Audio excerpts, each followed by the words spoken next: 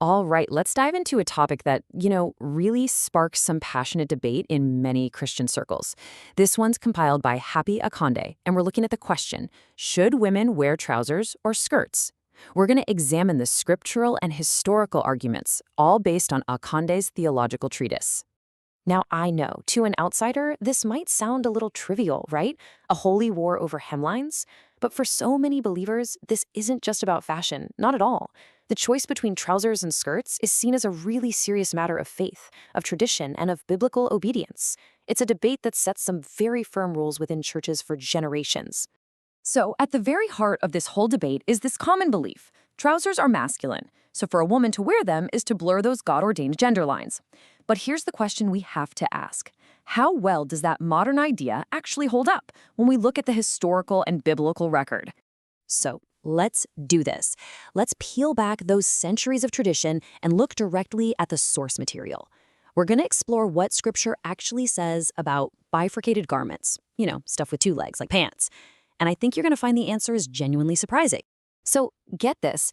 The only time the Bible mandates a trouser-like garment for a specific gender, it's not for everyone.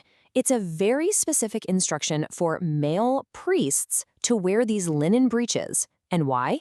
To ensure modesty while they were serving in the temple. This was never some general rule for all men, and it certainly wasn't a prohibition against women. And here is where the whole argument just gets flipped completely on its head. If you actually search the scriptures for the word skirt, guess what you find? It's associated almost overwhelmingly with men. We're talking kings, prophets, priests, all described as wearing skirts or having their skirts messed with.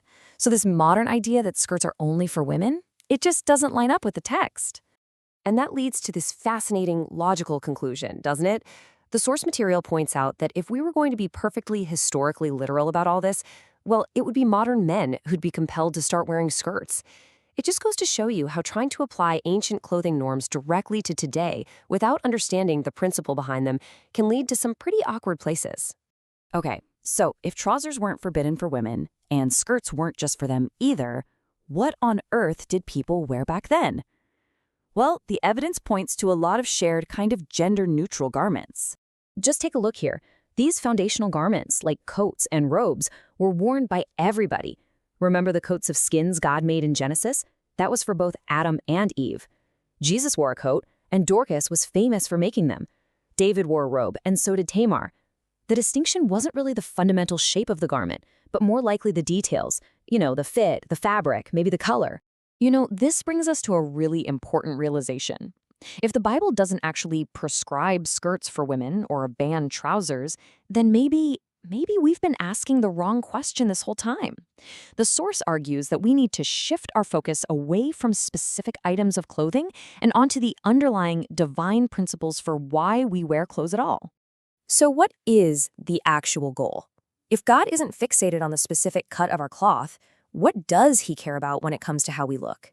According to this treatise, it really boils down to 4 key pillars.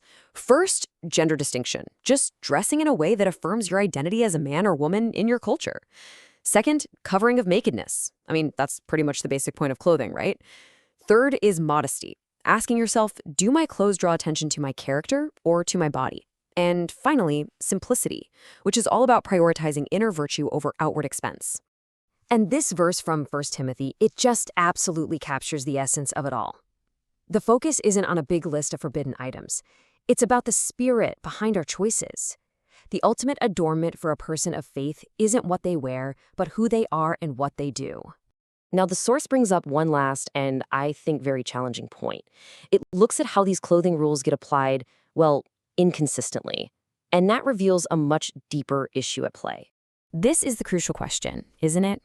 If wearing trousers is an absolute, unchanging sin for a woman, then it should be a sin everywhere, all the time, in London, in Lagos, in Los Angeles. But is that what we actually see happening in practice?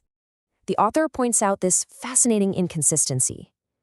You'll have some church bodies that strictly forbid women from wearing trousers in, say, West Africa. But then, when their members move to Europe or America and adopt the local way of dressing, suddenly it's okay. This really suggests the rule isn't about some absolute biblical command, but more about cultural tradition and what people perceive. So where does all this leave us? We've gone through the history, the shared wardrobe, the underlying principles, and the cultural quirks. It's time to pull it all together. So here it is, the big takeaway. That intense focus on trousers versus skirts, it can be a huge distraction. It's focusing on the shadow, not the substance. The real issue, the substance, has always been modesty. And listen, you can have a very immodest skirt and a very modest pair of trousers. The shape isn't the thing that decides it. And so we arrive at the treatise's conclusion. The simple act of a woman wearing trousers is not, in and of itself, sinful. The critical questions are how she wears them. Do they conceal the body properly? Are they worn in a way that is clearly feminine within her cultural context? If the answer to those questions is yes, then the garment itself is not the problem. Ultimately, this whole deep dive leaves us with one final thought to really ponder. In our desire to honor God, are we getting all tangled up in the external rules, the shape of the cloth, while we neglect the internal reality that truly matters? And that is the state of the heart, which is expressed through true modesty, humility, and good works.